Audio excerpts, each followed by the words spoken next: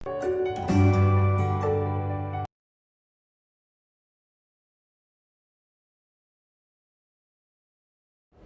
बच्चों, स्वागत है आपका हिंदी की ऑनलाइन क्लास में। आज मैं आपको करवा रही हूँ आपकी पाठ्य पुस्तक वसंत भाग 3 से कक्षा 8 के लिए पाठ 15। जो ये पाठ है इसका क्या नाम है? सूरदास के पद। ठीक है, यानी सूरदास जी ने जो दोहे लिखे हैं वो। और जो ये सूरदास के पद हैं उन्होंने इसमें क्या वर्णन किया है? उन्होंने इसमें वर्णन किया है श्री कृष्ण की बाल लीलाओं का वर्णन किया है। ठीक है, कि कैसे जो है कृष्ण दूध नहीं पीते हैं तो वो उनकी माता यशोदा जो है उन्हें कैसे मनाती है। ठीक है, उनके साथ कृष्ण कैसे बहस करते हैं, ये सब चीज़ें। तो शुरू करते हैं सूरदास के पद जिसमें उन्होंने कृष्ण के बारे में उनकी बाल लीलाओं का वर्णन किया है। देखिए, सबसे पहला है, मैया कभी बढ़ेगी चोटी, कितनी बार मोही दूध पियत भई, यह अजू है छोटी। ठीक है, तो कृष्ण अपनी माता यशोदा से क्या कह रहे हैं कि मैया कि हे माता, कभी कब बढ़ेगी चोटी, कि मेरी जो ये चोटी है कब बढ़ेगी, कब लंबी होगी। कितनी बार मोही दूध पियत, मैंने कितनी बार दूध पिया है। यह अजू भाई, लेकिन यह अजू यह आज भी छोटी ही छोटी है। तू जो कहती बल्कि बेनी, माता से क्या कह रहे हैं वो कि माता तुम तो कहती थी कि बल्कि बेनी। यहाँ पर बल शब्द जो है वो किसके लिए आया है? बल शब्द यहाँ बलराम के लिए हमने यहाँ दर्शाया है कि बल्कि बेनी, बेनी अर्थात चोटी। तुम तो कहती थी कि बल्कि बेनी जो, कि जैसे बलराम भैया की चोटी है, हवई है लंबी मोटी, वैसे ही दूध पीने से मेरी चोटी भी बलराम भैया की तरह ही लंबी और मोटी हो जाएगी। काढ़त घुवत नहवावत जही, काढ़त घुवत मतलब तुम तो ये कहती थी कि अगर मैं अच्छे से अपने बाल बनाऊंगा, ठीक है, और स्नान करूंगा तो नागिनी सी भूई लोटी, तो मेरी जो ये चोटी है, तुम्हारे कहने के अनुसार मेरी जो ये चोटी है जो दूध पीने से लंबी होगी, तुम कहती थी कि अगर मैं अच्छे से बाल बनाऊंगा, स्नान करके सुंदर रहूंगा तो मेरी जो ये चोटी है वो नागिन की तरह भूई लोटी, भूई मतलब धरती को छूने लगेगी। कांचो दूध पियावत पची पची, तुम मुझे चोटी लंबी होने के कारण, बढ़ाने के कारण तुम मुझे कच्चा दूध पियावत पची पची यानी बार बार, कि तुम मुझे कच्चा दूध बार बार पिलाती हो। देती न माखन रोटी, लेकिन खाने के लिए मक्खन और रोटी नहीं देती हो, जो कि मुझे बहुत पसंद है। सूर चिर जो दो भैया हरी हलदर की जोटी, तो इसमें सूरदास जी क्या कह रहे हैं इन पद में कि जैसे कृष्ण और बलराम दोनों भाइयों की जोड़ी थी, वैसे ही सभी भाइयों को मिलकर रहना चाहिए। और सूरदास जी ये इच्छा जाहिर करते हैं कि भगवान जो है सभी भाइयों की जोड़ी कृष्ण और बलराम के जैसी चिरंजीवी बनाए रखे। चलिए दूसरे पद में क्या कह रहे हैं, देखो, तेरे लाल मेरो माखन खायो। अब देखो, पहले पद में कृष्ण अपनी माता से शिकायत कर रहे थे कि दूध पीने पर भी चोटी नहीं बढ़ती है, लेकिन दूसरे पद में जो गोपियां हैं वो यशोदा माता से कृष्ण की शिकायत कर रही हैं।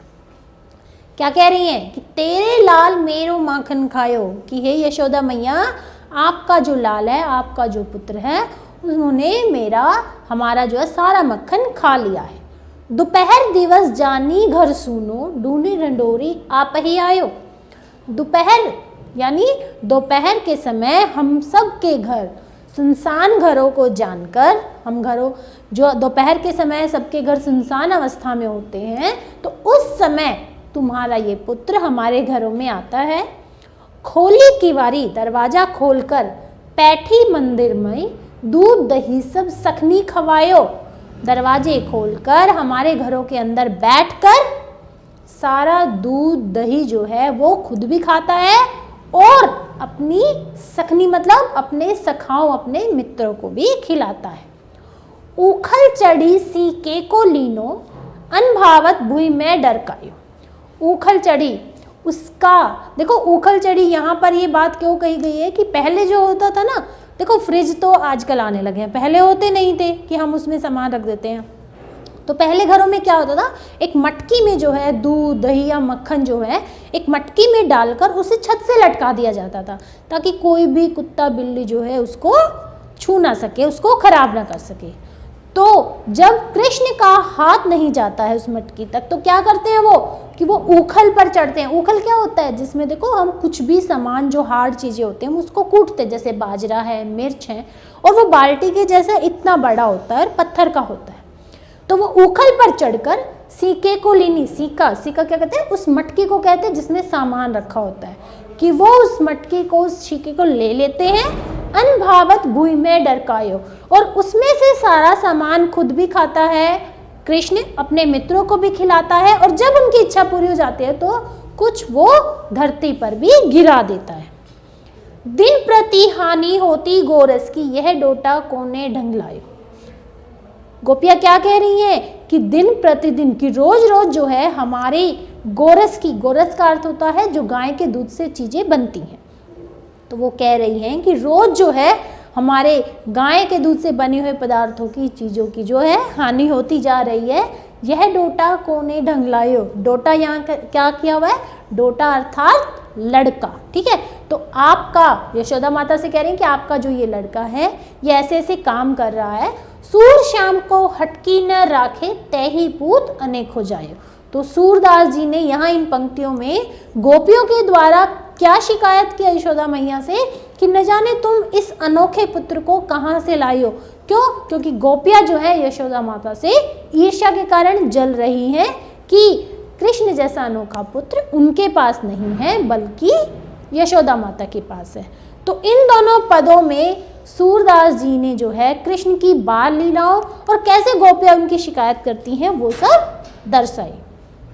चलिए अब इसके करते हैं हम प्रश्नोत्तर।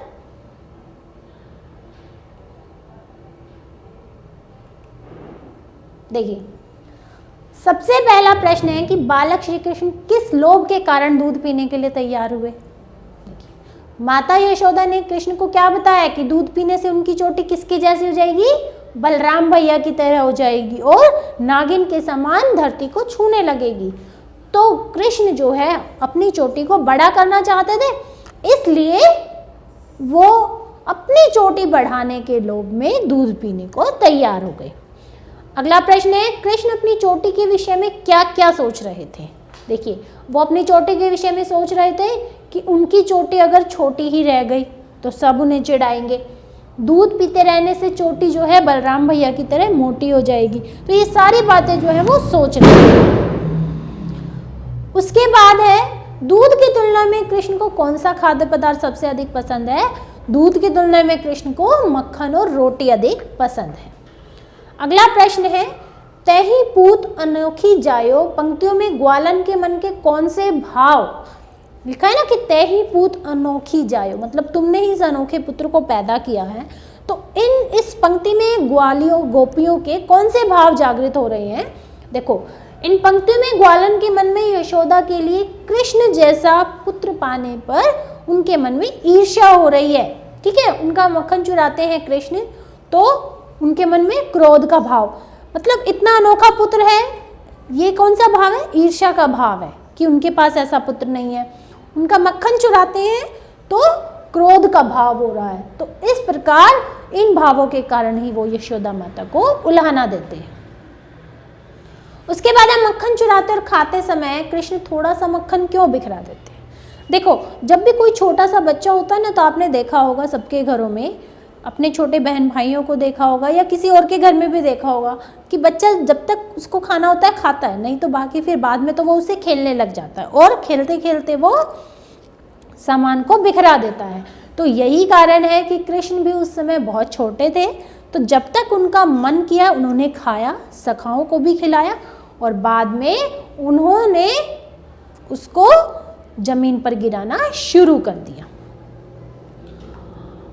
अब है आखिरी प्रश्न कि दोनों जो ये पद आपके दिए हुए हैं इनमें से कौन सा पद आपको अच्छा लगा। देखिए दोनों पदों में से प्रथम पद अच्छा लगा, क्यों? क्योंकि यहाँ बाल जो है, देखो कृष्ण जो है बालों को बढ़ाना चाहता है, ठीक है, लेकिन बाल जो हैं वो तो स्वभाववश ही बढ़ते हैं, ऐसा थोड़ी है कि दूध ज़्यादा पिएंगे तो ज़्यादा लंबे हो जाएंगे, नहीं। तो इसलिए माता यशोदा जो है उन्हें प्रलोभन देती है, उन्हें लोभ देती है इस बात का कि अगर तुम बलराम भैया की तरह ऊंची चोटी, लंबी चोटी करना चाहते हो तो तुम्हें दूध पीना पड़ेगा। और बालकपन के कारण ही कृष्ण भी अपनी माता से दूध पीने और चोटी बढ़ने के ऊपर बहस करते हैं। तो इसलिए हमें दोनों में से कौन सा अच्छा लगा? पहला पद।